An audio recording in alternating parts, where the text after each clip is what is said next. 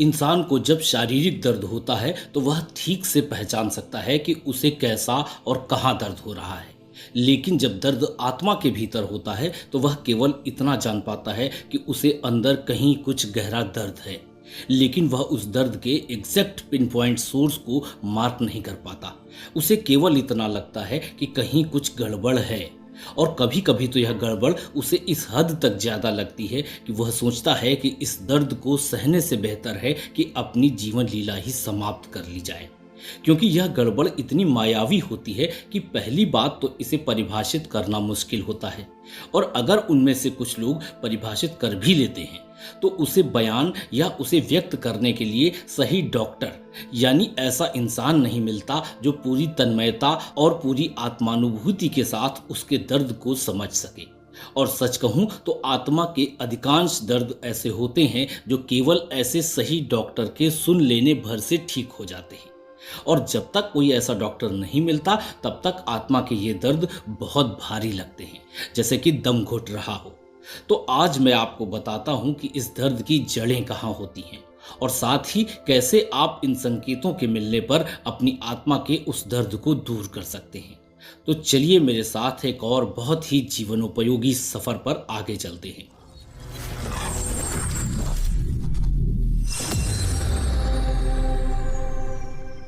सबसे पहले तो ये जानिए कि आपके इस आत्मिक दर्द की जड़ें अक्सर पिछले कई जन्मों में हो सकती हैं या केवल वर्तमान जीवन काल की नकारात्मक भावनाओं में संचित रहती हैं, जिनमें समय समय पर जीवन में आने वाली चुनौतियों और अर्थहीनता के रूप में अंकुर निकलते रहते हैं। जब आपको लगता है कि आपके जीवन में उद्देश्य की कमी है और यह भावना हर दिन बनी रहती है, तो यह आपकी आत्मा में दर्द के लिए एक कॉन्टिन्यूअस ट्रिगर बन जाती है। और यह दर्द केवल भावनात्मक नहीं होता, यह आपके हर हिस्से को प्रभावित करता है। यह आपके लिए ऐसा मानसिक तनाव पैदा करता है जिससे किसी भी चीज पर कंसंट्रेट करना या उन गतिविधियों में आनंद लेना मुश्किल हो जाता है जिनमें कभी आप आनंदित होते थे। यदि आप आध्यात्मिक रुचि रखते हैं तो ऐसे समय में आप अपने विश्वासों या उच्च उद्देश्य से डिस्कनेक्टेड महसूस कर सकते हैं। यहाँ तक कि अंदर ही अंदर कभी कभी आप अपने अस्तित्व के आधार पर ही सवाल उठा सकते हैं। सामाजिक रूप से आप दोस्तों और परिवार से दूर हो सकते हैं। आप में अलग थलग और गलत समझे जाने की फीलिंग आ सकती है, जो शारीरिक रूप से कई गहरे दर्द, पुरानी थकान, सिर दर्द या अन्य बीमारियों के रूप में प्रकट हो सकता है। जब आप आत्मा के दर्द में होते हैं तो जीवन निरर्थक लगता है और हर दिन संघर्ष जैसा लगता है। आप रोज आगे तो बढ़ते हैं, लेकिन ऐसे जैसे अगला दिन जबरदस्ती आ गया हो जो पिछले दिन से जरा भी अलग नहीं है। आपकी दिनचर्या एक बोझ बन जाती है और समाधान ढूंढना असंभव लगता है, क्योंकि आपको यह पता ही नहीं चल पाता कि समस्या है क्या, और एज ए रिजल्ट निराशा और हताशा की भावनाएं पैदा होती हैं, जैसे कि आप दुख के कभी न खत्म होने वाले चक्र में फंस गए हों। इस तरह का दर्द आपको हर समय थका हुआ महसूस कराता है। यह ऐसी थकान नहीं है जिसे एक छोटी सी झपकी या रात की अच्छी नींद ठीक कर सके। पूरी रात आराम करने के बाद भी जब आप सुबह उठते हैं तो थकावट ही महसूस करते हैं, जैसे कि दिन शुरू होने से पहले ही आपकी ऊर्जा खत्म हो गई हो। यह लगातार थकान आपके दैनिक जीवन में काम करने की क्षमता को प्रभावित करती है, जिससे कामों को पूरा करने या किसी भी काम को एंजॉय करना और भी मुश्किल हो जाता है।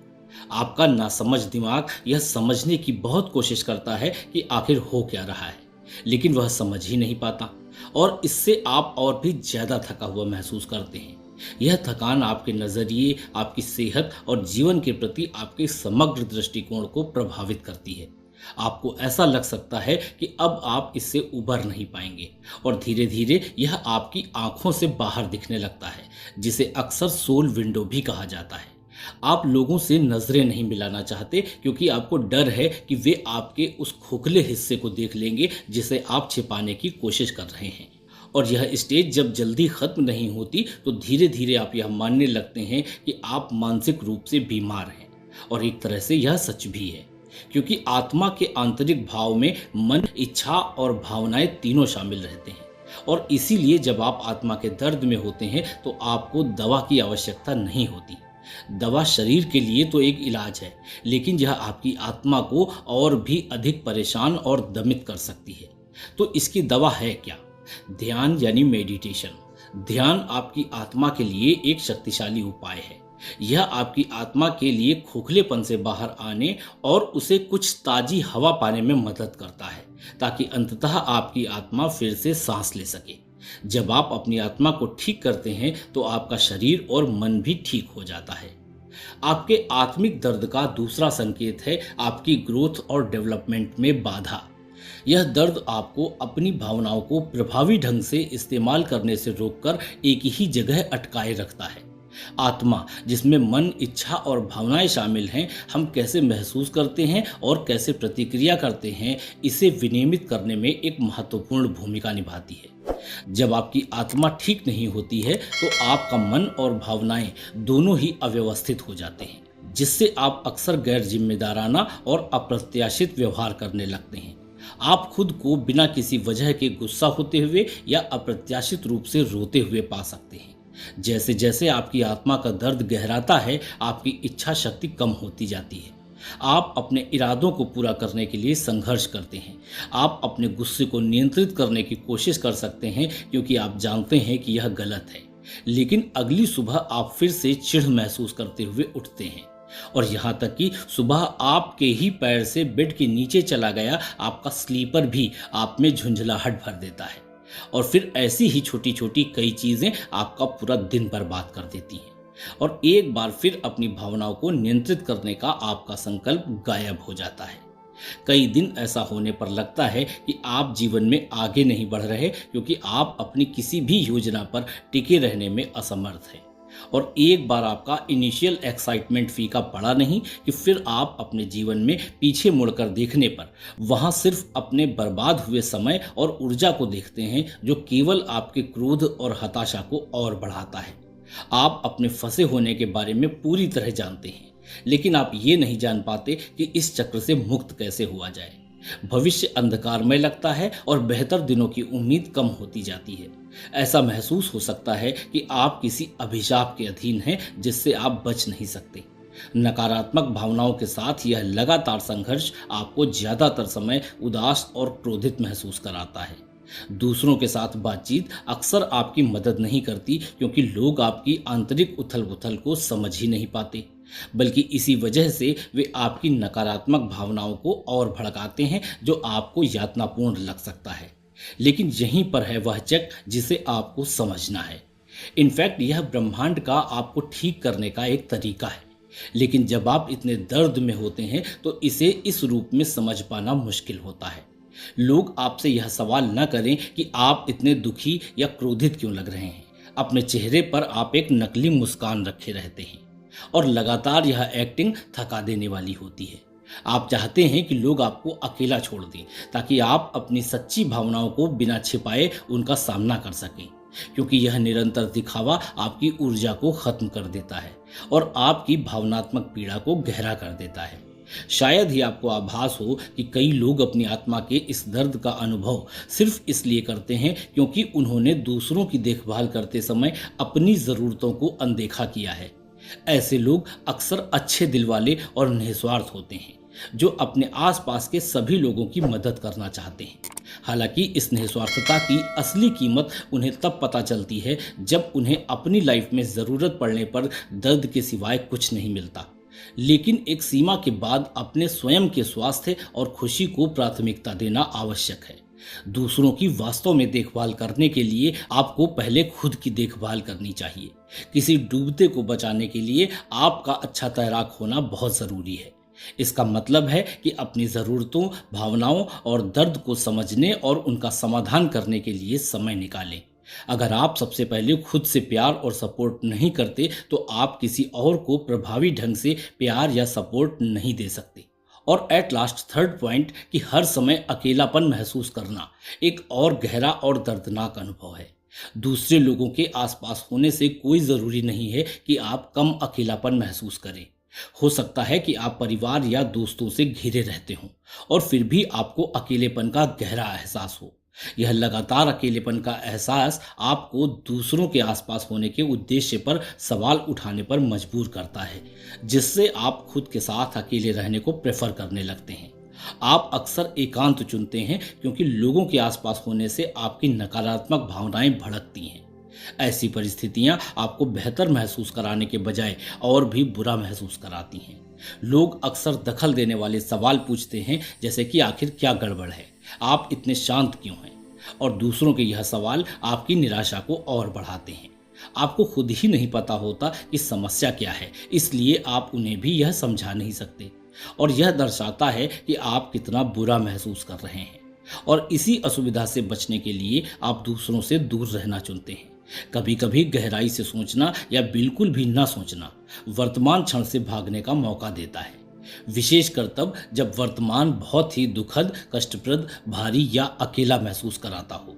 इसलिए आपका मन अक्सर अतीत या भविष्य में चला जाता है, जहां चीजें अधिक सहनीय लगती हैं। वर्तमान क्षण से यह वियोग एक संकेत है कि आप अपनी आत्मा से भी विच्छिन्न हैं। इन क्षणों में आपका शरीर वर्तमान में हो सकता है, लेकिन आपका मन कहीं और यात्रा करता है। और जब आप जानबूझकर वर्तमान में आने की कोशिश भी करते हैं तो यह घुटन महसूस कराता है, जैसे कि आपकी आत्मा वहां रहना ही नहीं चाहती। आप एक ही तरह की दिनचर्या से थक गए हैं और कुछ नया और ताज़ा चाहते हैं। आपकी आत्मा दर्द में है, लेकिन यह दर्द वास्तव में एक संकेत है। यह आपका ध्यान पाने की कोशिश कर रहा है ताकि आप अंतर्निहित मुद्दों पर फोकस कर सकें। विकास अक्सर दर्द से ही उत्पन्न होता है और दर्द अंततः एक उद्देश्य बन जाता है। तो करें क्या? सबसे अच्छी चीजों में से एक जो आप अपनी आत्मा के लिए कर सकते हैं वह है बदलाव लाना। रैंडमली कुछ अलग करके अपनी रेगुलरिटी से बाहर आएं। एक यात्रा करें, भले ही छोटी हो, या किसी ऐसी गतिविधि में संलग्न हो जाएं जो आप सामान्य रूप से नहीं करते, क्योंकि आपकी आत्मा फिर से जीवित महसूस करने के लिए बदलाव और नए अनुभव चाहती है। स्वस्थ होने के लिए अपनी आत्मा को बाहर निकलने का रास्ता दें। ऐसी गतिविधियों में शामिल हों जो खुशी और जोश लाती हैं।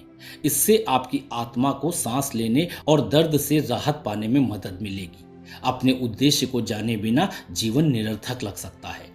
अपने उद्देश्य की खोज आपके जीवन को दिशा और अर्थ देती है, जिससे वास्तव में जो मायने रखता है उस पर ध्यान केंद्रित करना आसान हो जाता है।